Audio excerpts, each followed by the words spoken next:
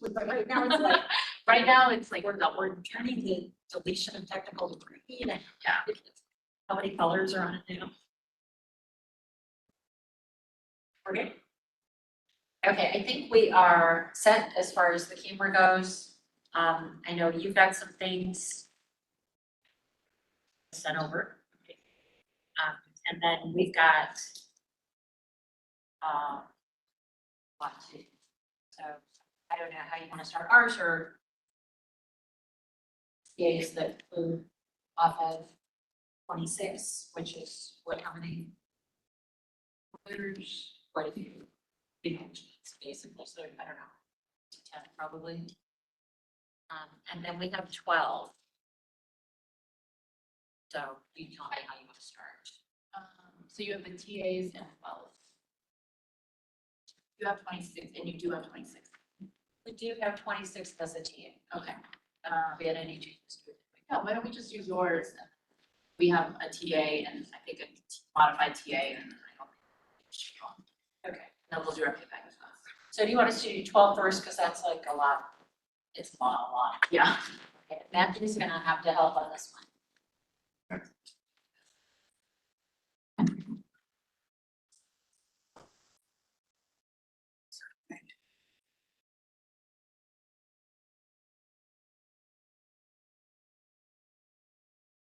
Is that correct? I can't read it. But no, there's an extra H in there that's not supposed to be there. Get back. It's not There. Raj. Delete that. There you go. It's French.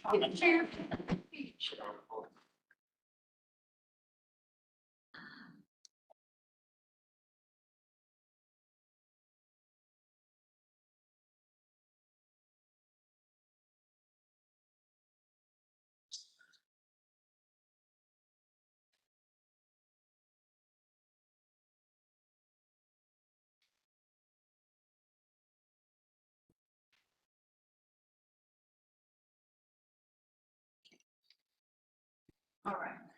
Which of you want to start with? Start which one? Go.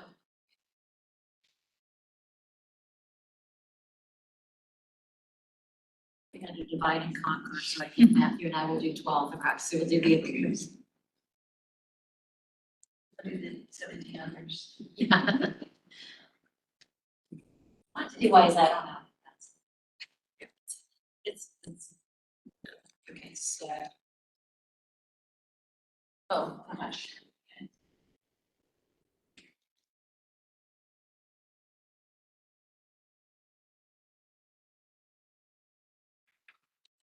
So I'm going to say there's a lot of this that was cutting and pasting, so we definitely could have missed one here or there, you know, from you start with the field and pick the language how you want it, then you cut the paste to com and then have to do that. But it's conceptually close. You just need to touch bigger.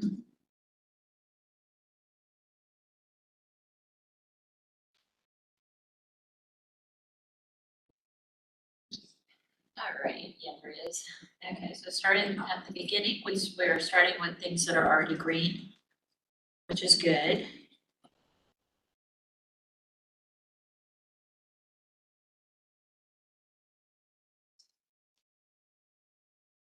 We tried to make all of the education ones into green, some of them were, some of them weren't. Associate's degree.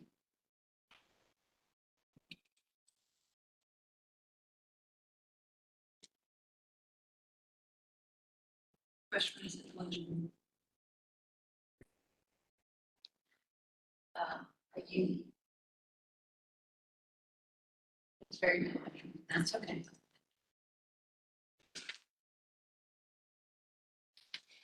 Or.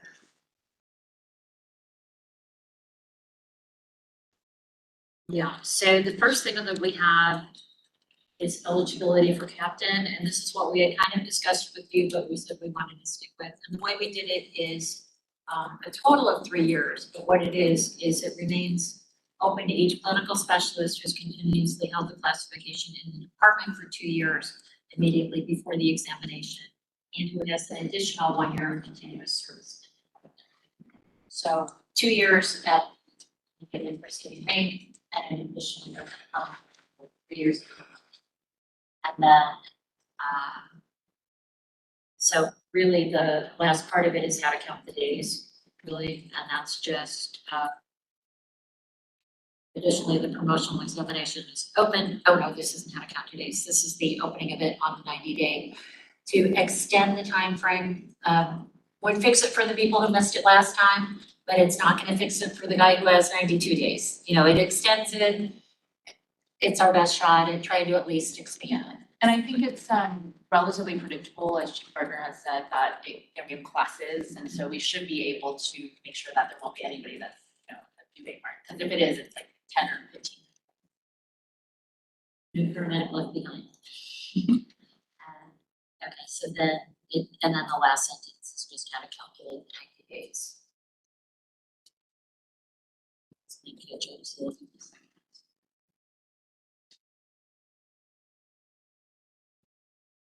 Pretty much slow.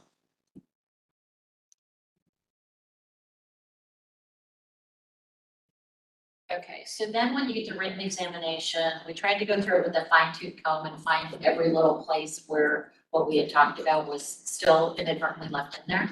So I highlighted this, even though I see what you're saying. It's not good. So we crossed out the candidates who passed the written promotional exam with a minimum score of 70 as validated by the third party consultant shall be determined to have passed the examination. Because for these purposes, they don't have to have passed to move on. Just wanted to let you know now. At the bottom part, you get to that part C, we have caught validation language, so we haven't lost that it's validated by the third party. But this is deleted here because you don't have to pass the to move on.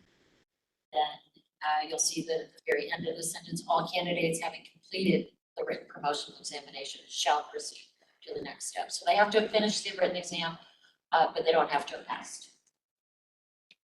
Is that good? It'll be in 5 minutes, actually.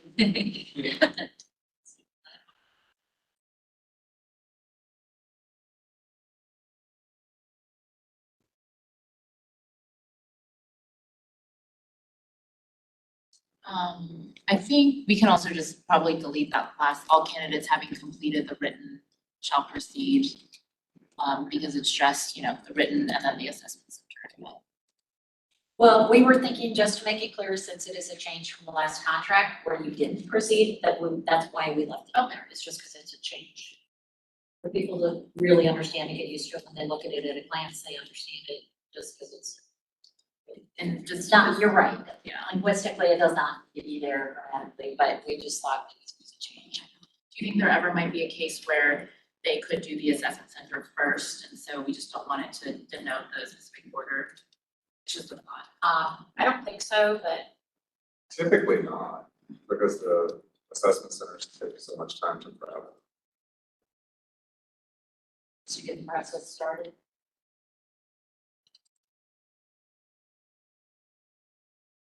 You don't agree to the.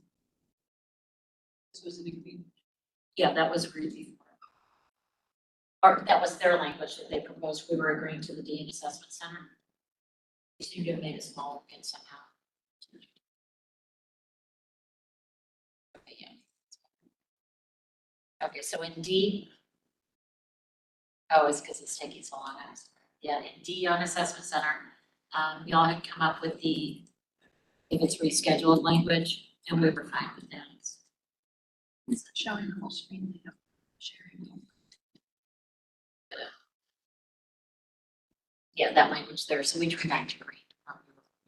Last proposal. In seniority, the highlighted portion is newly deleted, and that's again because the way you have the formula, it's not added directly to the written exam score. And they're not utilized to obtain the passes. So, Kenny and I got through. give credit to Matthew. But you're welcome. We just have to be some great, a lot more. Okay, so the next thing we did was we accepted your formula under Captain Field. Yeah, that right there. So we just turned that green because we were accepting it. Obviously, all those footnotes don't, we'll catch up with those at some point or another. And green. Okay, so in eligibility. So you'll see the deletion of field to begin with, just to be consistent with the crossover language. Don't know how often that will happen or not, but we just thought we'd clean it up here as well. And then this is similar to the language above, but it's 5 years instead of the 3 years. So some of it is time and grade, some of it is seniority with the department. And then it has the same language on the 90-day period calculation. So it's similar concept, just changing the 3 to 5. And section that's yellow, that deletes the minimum 70, because it will be after the total. And in the assessment center, again, we accept the degree. Your rescheduling language.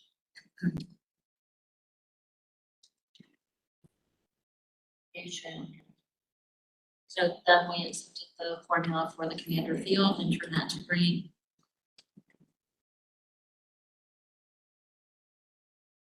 Section 1 under preemption, right there. So here, this is true for the most part, except for in the case of a clinical specialist. So we just inserted that language there to make it clear that they're still the only ones who need to pass the written exam. So we just thought, better clear than not, just added more language in, unfortunately. Then there's more language coming in right there. Okay, so the next thing is the next yellow highlights here. And again, that's a little bit, yeah, and that's just the passing that everybody proceeds. That's the technical skills. So we're getting rid of the technical skills evaluation. Well, that had already been in there, but it was the yellow part that we had additionally deleted. We already had the deletion on the technical skills, but not the first one. Isn't. I'm seeing some errors in paragraph F, but we'll have an opportunity with language. I can guarantee you there are, yeah, this is one, before we really TA it. So if we can get a conceptual. Right. Then down. We accepted your deletion of the F2. We tried to do that throughout. We may not have, but we tried to. That made sense with that.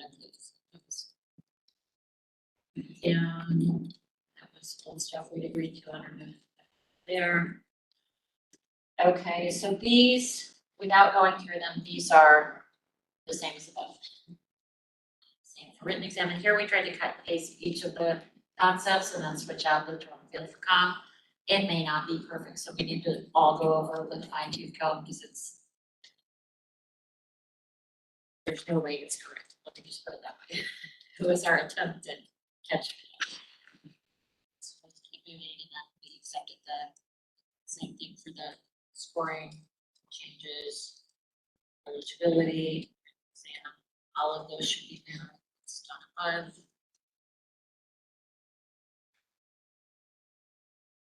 Where are you on yours? Yeah, commander comp. Okay, so that's accepted. Okay, so here we're down to division chiefs. So we are sticking by our proposal on division chief. Hopefully I've recaptured it after it having been deleted so many times by you. So this is our attempt to recapture our original proposal that the chief be able to appoint his executive staff. We did look at your language and we've tried to kind of carefully craft language to allow for additional compensation for his division chiefs in two situations. One is at the chief's sole discretion due to the operational needs of the department. And the second is in relation to the, and that's permissive. The second part, the additionally, is the shall.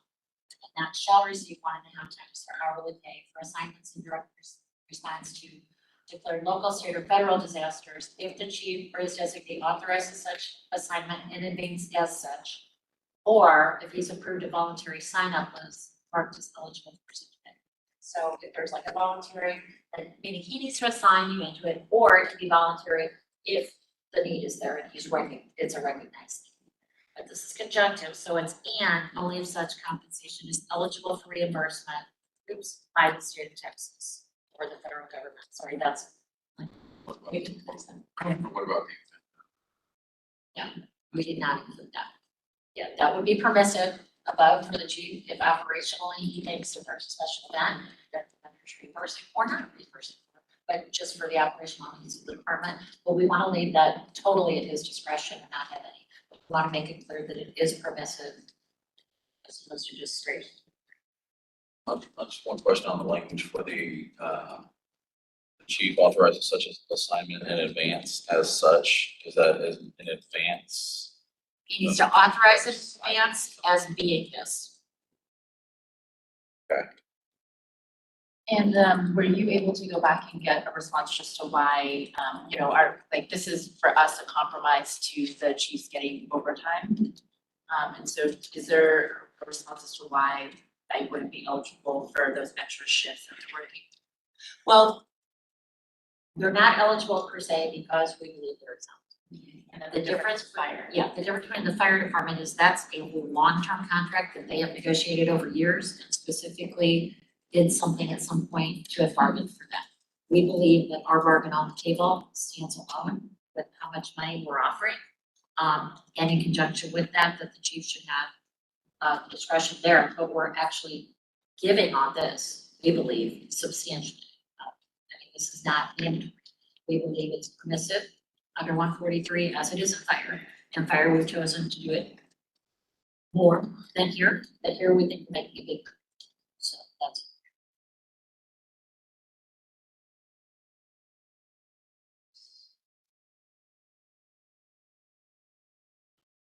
One other portion of this. So on the reappointments, I think I just did a big highlight on the reappointments.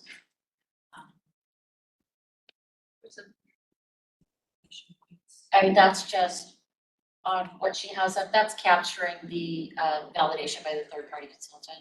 So it had the validation in that section, and this is a section that all of the above sections refer to, where it says like C section 3 or whatever. And the only thing it hadn't captured is who does the validation, so we just threw in the third party consultant there. We weren't okay with your in G. Yeah. This we'd already accepted in F, I think, and then in G, we were okay with that one, which I think you had just added that in the last go around. The candidate shall receive written information concerning the scores and weight of the components. So we were okay with that.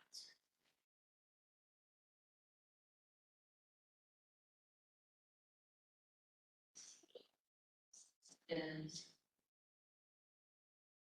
okay, on the eligibility lists. You know what, Ben, do you want to handle this one? Section 5,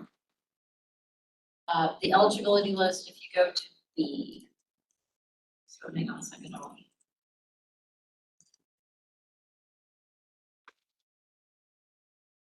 I think this is really a calculation of days, but I just want to make sure.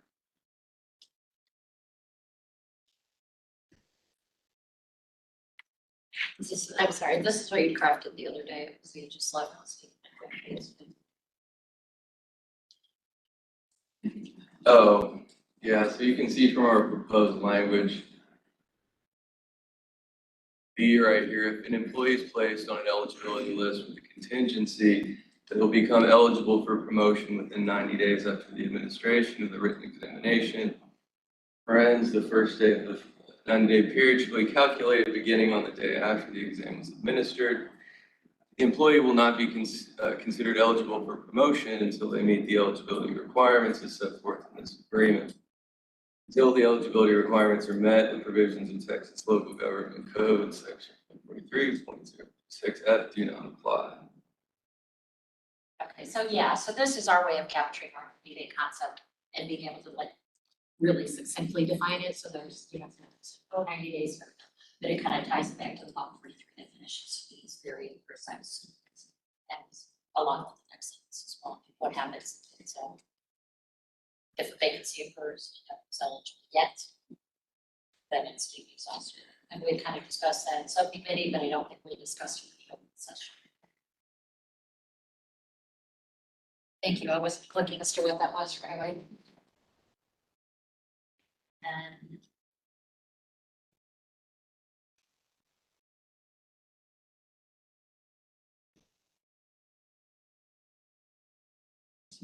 we touched, throughout this document, we did go in and change, as far as to there were probably about 8 places where it still had big cards. We just cleaned that up a little bit. Section 8, we literally were the same with one exception. And that is in A1. We thought it just, we put 2 appointed, we took out the word each and put 2 appointed by the chairman. It means the same thing, we just thought it was like, because there was confusion last time we got let's speak, and everything else is the exact same.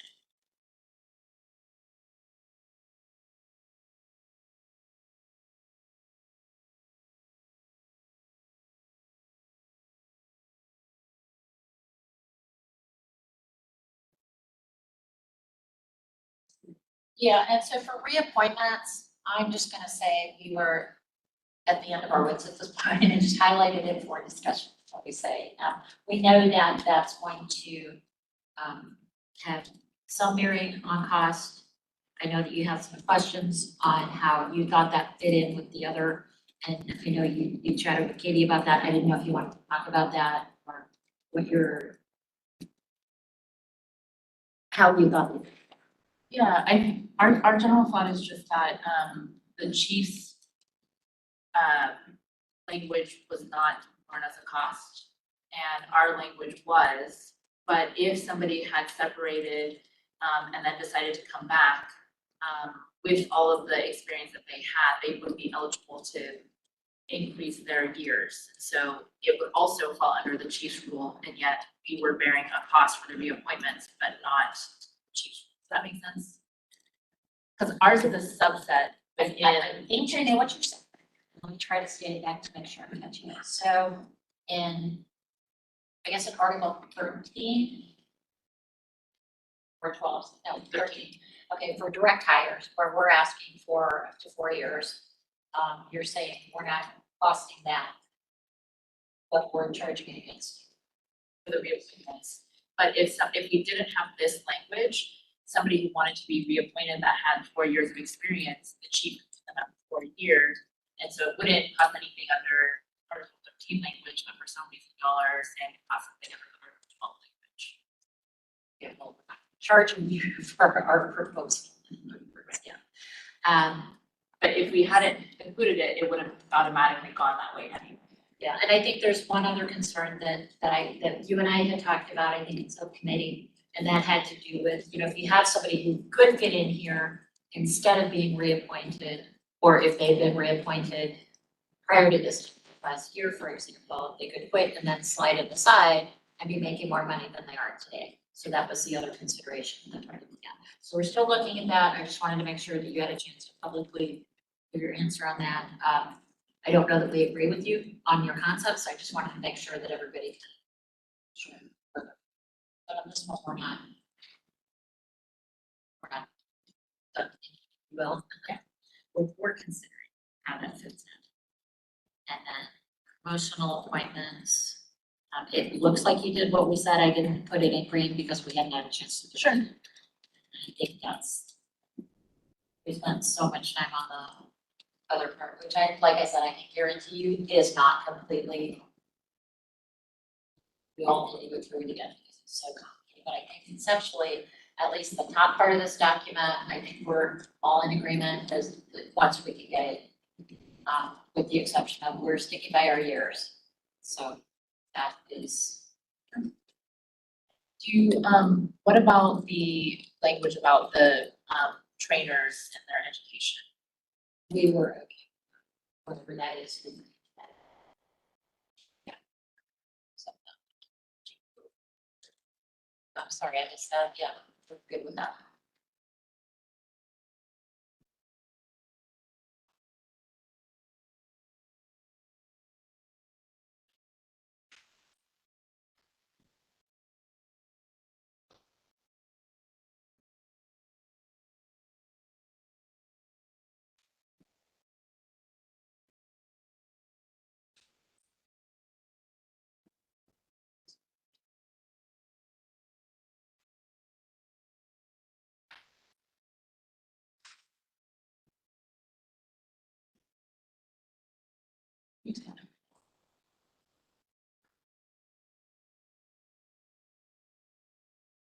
Any other questions on this, at this one?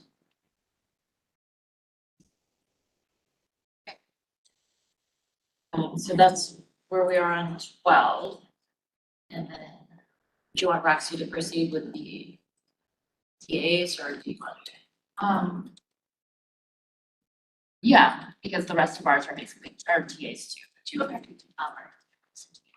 A lot of these TAs involve no change articles, but I'm just for efficiency, so we can follow along and go numerically.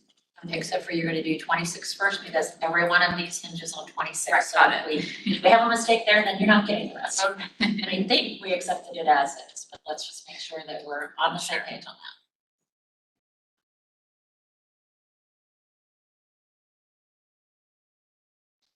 So, this is the prepared tentative agreement where, and it all shows, all in green. So what are the highlights? The highlights were just additional, we had changed transfer to shift in the earlier paragraph, so we had just done that to reflect, be consistent when we're talking about the funding shift. See how we had funding shift up here? So, you had requested the term Right. funding transfer to funding shift and it hadn't been caught in the Right. later. Yeah. And it had already been accepted by us previously, and then the title is also called funding shift. Yeah, we So- were changing it So to- it's taking that, put that down a little bit more. Oh, sorry. That's great, that's good. So these are consistent with your earlier. Yes, these are just kind of, that was just a clarification, so it's consistent throughout. And then, we agreed to this additional, where you did away with the stay, but you asked the city waive the 45 business day grievance submission deadline in Article 19 regarding possible grievances developed during that time. It stopped at that time, just to be a little bit more clear that we're referring to the term of good faith bargaining. We're proposing to just add that, just as a clarification, it doesn't change anything substantively, it just kind of says this is what that term, the time that we're talking about. You think that one of the only reasons that I was kind of leaving it at during that time is because one of the things that I guess concerns is the day this agreement, assuming that we get this one done, the day we get that done, and then the moment that, I agree. you know, I'm Yeah, worried we about can discuss that. the implementation. Okay, so, and that was just for discussion, Yeah, yeah. because we want to make sure we have that, and also, we do have it's 45 business days, so that you have proposed, so it actually is more Yeah, than that's- 45 days.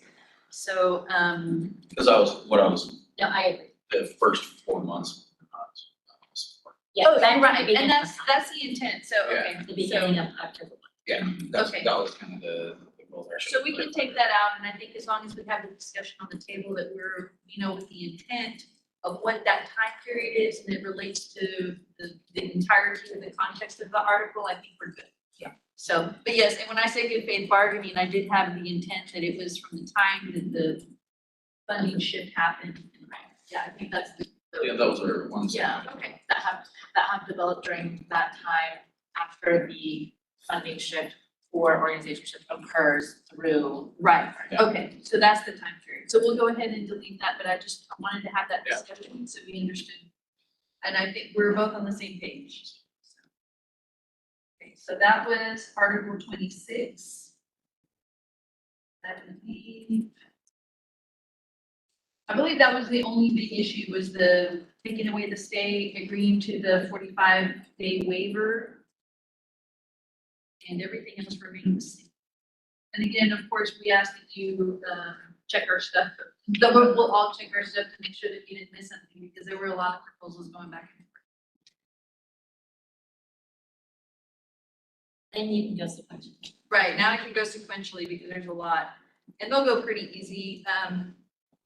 The first, no change, we're gonna start with, and the no change articles that we TA'd didn't have dates involved, anything that had a date that will hinge on the other matters that are still outstanding, we didn't touch, we'll deal with that when we discuss those, the terms of the date of the contract. So the next one is Article 2, and this is this is the definitions and now it's a new change. So even though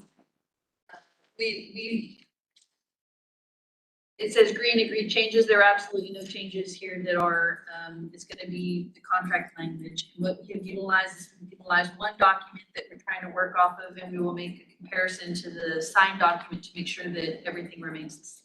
That's the intent. These no change articles, that whatever is in the signed contract now stays the same. So that's for tentative agreement definitions. The next one we have is Article 3.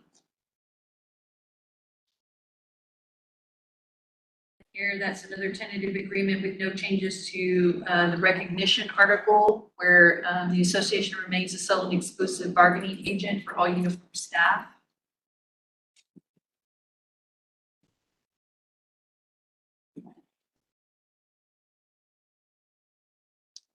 Article 4 is a no change tentative agreement for the non-discrimination article in the contract. There are no changes there. I'll forward all these to you after we get this done.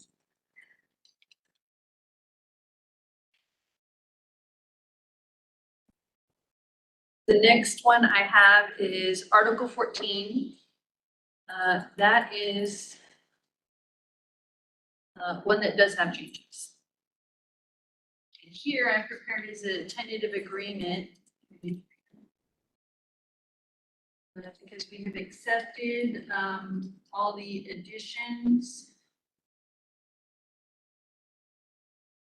Y'all just sent a renewal of that, we did, were there changes in it? The only change Oh. was instead of reasonably feasible, you changed that to available. Oh, on the new language? Yeah. Instead of reasonably feasible, we just put is available by the Right. designated, yes. Right, this is the language that we had proposed. We had prepared the TA because I think that we all agree on the concept, and this is just kind of a. So we just offered it, so. Yeah. And we confirm, I'm looking at, we confirm the TA, that's, we'll prep that for our signature. I'll just spread it. Yeah, use statements. So the storage 86 the word reason. is available. Okay. And so we can verbally TA that, and I'll prepare that and I'll send that, and I send the local. It's 14. They've also sent a 16. Oh, okay, well, I'll pull the. You want me to, Were there changes in your 16? No, I would just accept. okay, so I'll pull it up.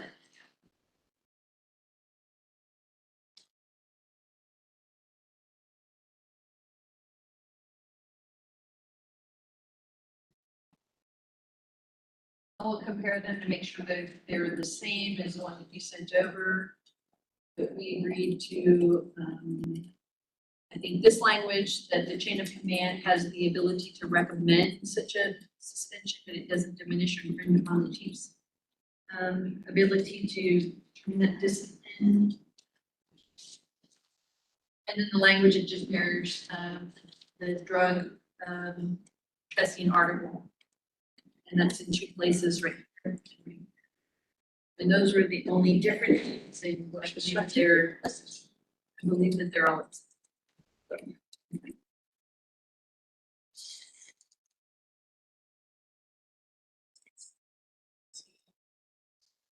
16, next we have 17.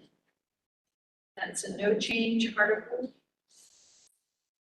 So we'll have Article 17, the savings clause, and that just means, just for the public, it means that if there's something in this entire agreement, just a provision, a sentence, that becomes illegal because of changes in law, or something happens that it's just not enforceable or not within the law anymore, it doesn't do anything. It doesn't bust the entire contract, it's only that one provision. And if the rest of the agreement remains in full force and effect. That's pretty standard for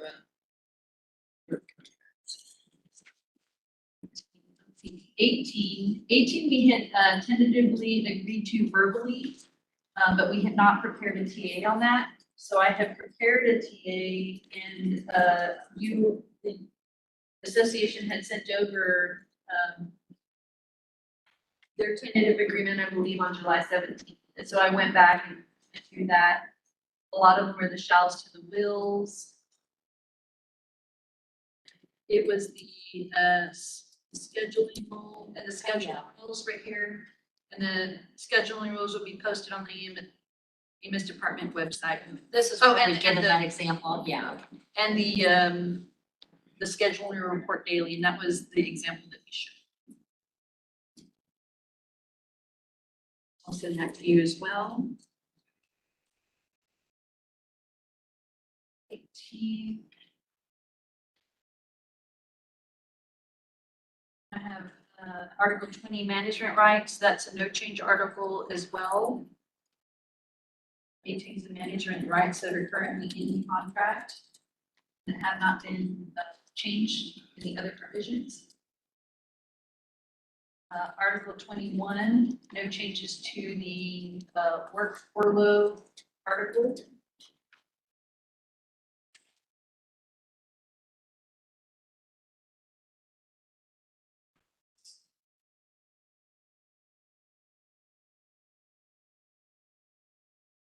We have Article 22, there's one change, and that is the shall to will.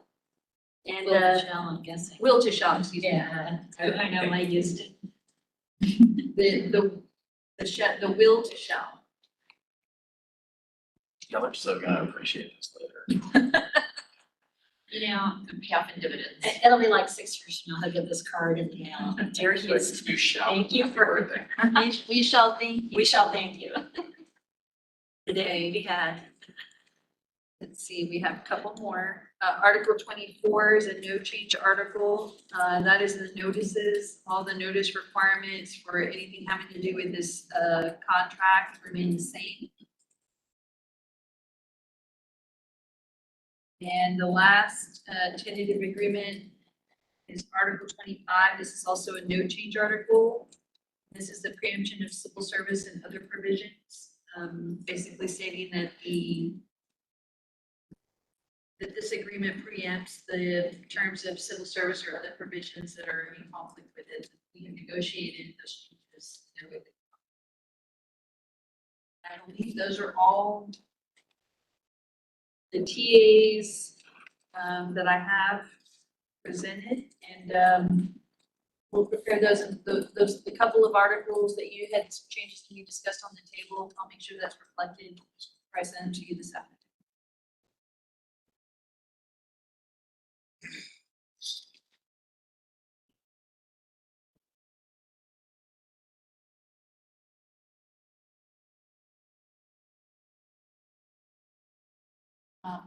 So we sent over the financial model, and before you show it, I just want to wrap up some conversations about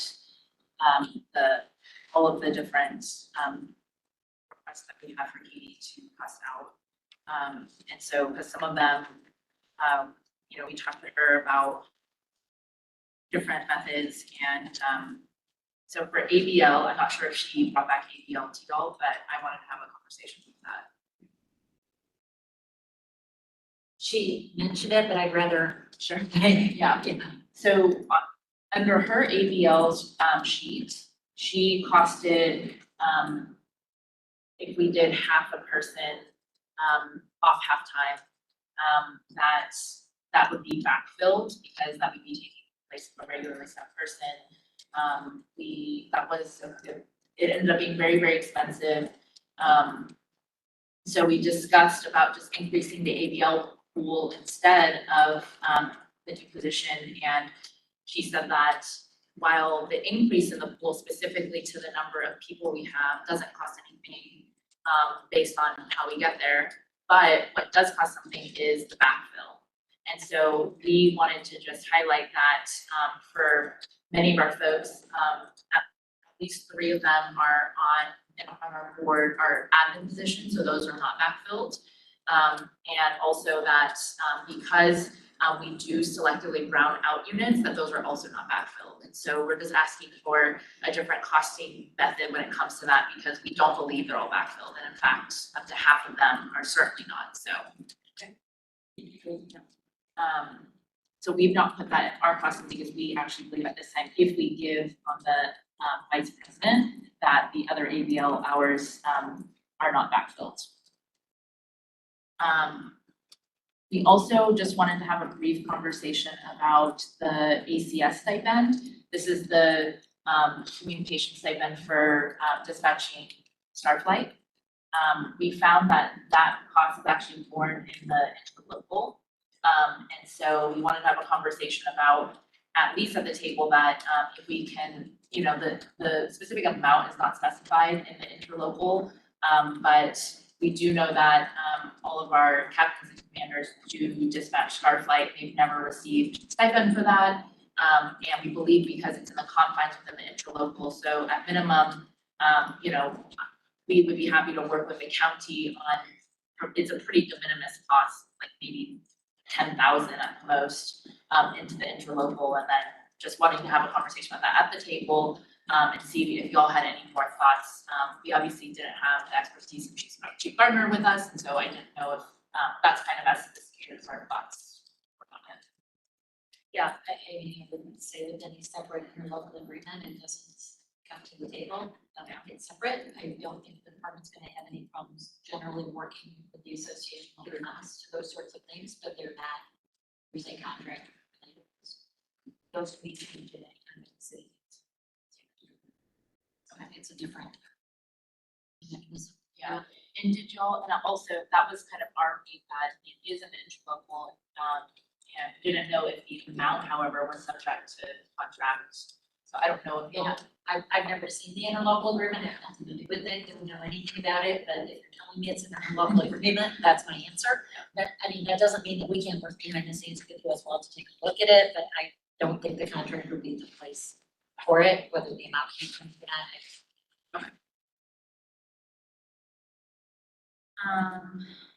I think that's all and I just, you know, we were pretty surprised about, we asked the question of if the late call holdover really was just for 1 year, because when I look at that, I see that late call holdover, we equated to 16,636 hours in a year.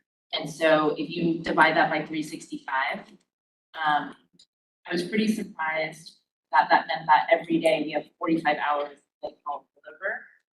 And I just, so that means that either half of our ambulances are at minimum working 25 hours a day. And I didn't know if you thought there was another reason for that, or is that just, we are holding people over? I think that there's a couple of factors. Some you can't distribute it equally across all the things because we do have weather events, all other types of things that impact. The other driving factor with that is several years ago when we changed our shift change from 7 a.m. to 2 a.m. There was a risk that we knew that we were taking instead of having people literally get up in the middle of the night to come to work, shifting back to reasonable time, right? And that there was going to be that, we discussed that. So I think those are some of the reasons why I see that late call holdover, in addition to, like I mentioned, we have those weather events that they hit right in, the ice storms and things like that. They need to get on.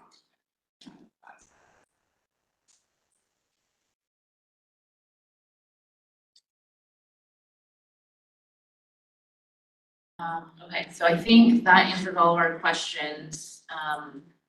And if you can show our latest pay package.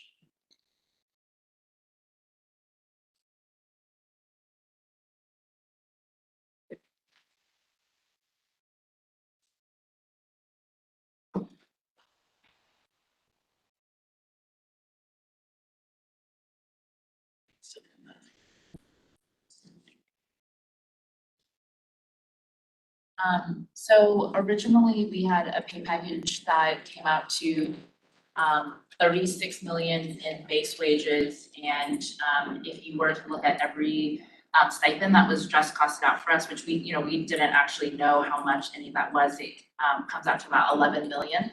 And so we recognize that that is not feasible for the city right now, so we really did an exercise. We looked at what our members had told us was their, top 5, top 10 priorities when it came to the financial package. And of course, number one was increase in base wages. The other thing was getting steps at 23 and 26 years. And so if you were to look at the next page, which you don't have to because it would be very difficult to show, but you can if you want to, but we did include 23 and 26 year steps in our cost model. We also included, what we ultimately talked about, these were our number one priorities. But we whittled it down from this very, very long list, as y'all saw. We do really think it's important that our division folks get something. We really hear that that y'all think that this package is not is large enough that you don't have to give on that. We think it is not, especially considering our original request. But we really do want, in good faith, to show the division chiefs that we know that they are working more, and that we do want our most qualified folks to want to continue to apply for those appointments and to apply for those tests. So we wanted to move them to the 42-hour work week. We also have put together a package of the stipends that we believe are the most important of all of them. And all of them are ones that were costed out by Katie, primarily our integrated services or paramedics, all of our folks that are taking on all this extra training, including our CAS Med and Lake Med, and a few other of those types of stipends, the PL6 as well. And so this is the final package that we've put together. And so I don't know if you'll have any questions, but this is the last thing that we have prepared to show you. Aside from the 23 and 26, the pay scale generally on the far right-hand side, is that similar to what we had? It is very similar, but I will tell you that your offer, and if you want to show it, there were some mistakes. So it boosted it a little bit, but it's because y'all made some errors that actually would have increased that amount. Basically, I think y'all just made a mistake, and there's some, in the second half of the pay scale, you reduce the differential between medic and clinical specialists to 16%, but it should have stayed 17%. And so that's really the biggest change. And boosting that and everybody just a little bit higher, pretty minimally. And I'm happy to show you on the one that you sent over. I know that we were all very rushed on that. I can see. I haven't memorized. No, I can see looking at it now. And we did, we had a conversation about leave buyback, and we very much heard what you said about fire.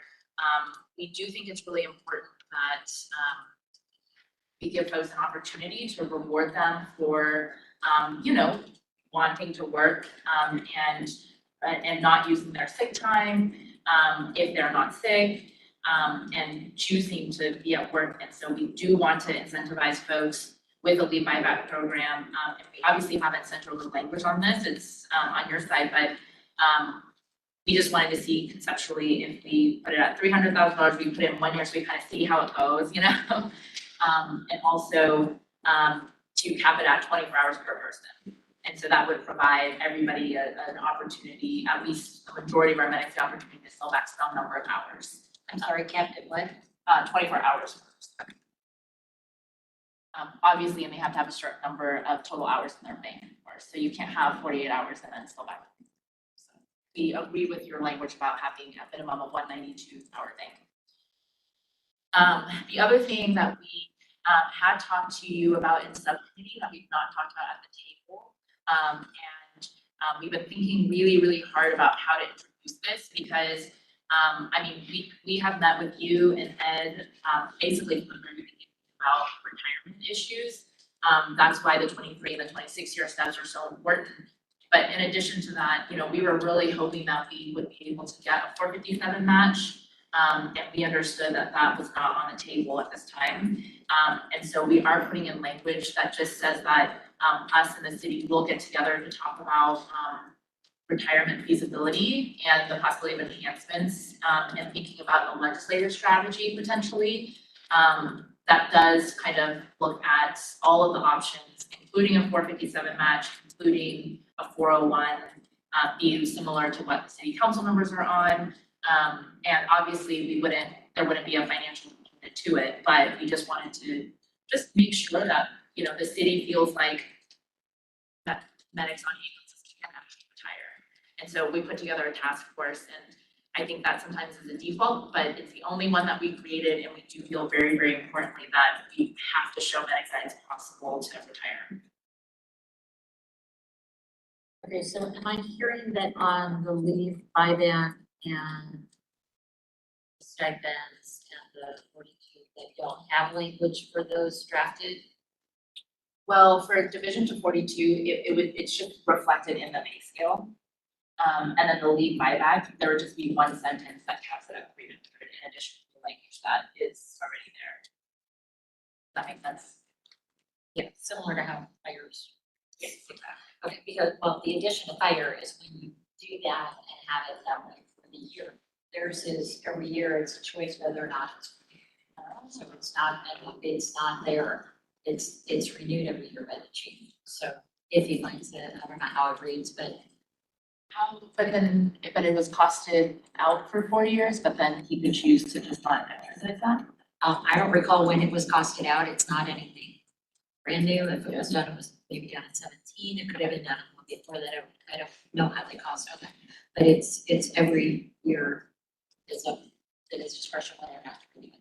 Now it has been continued on, sure. So maybe it works well. I can, you know, it's not a decision made to me every year to look at, but it is. I'll send you how it goes. Okay. Yeah, and I think that was our attempt in putting the last year is just to make sure that there wasn't a huge impact, unintended consequences. Yes, And concept, try it out, so. Yeah, yours remains kind of a long pilot status. exactly.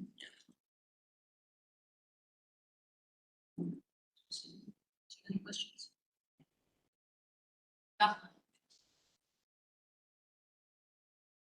Okay, yeah, let us get a deeper dive into this.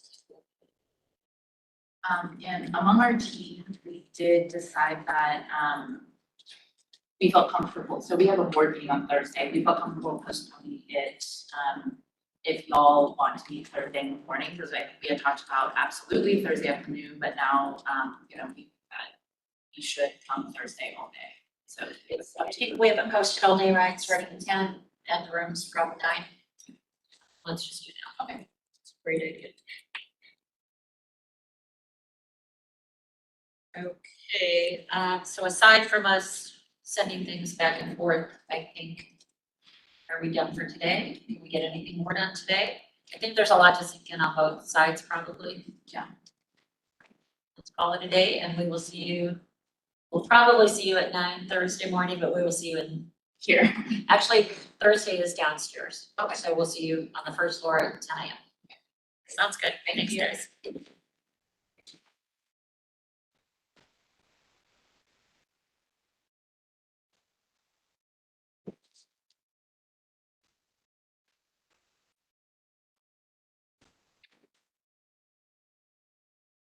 Derek, I'm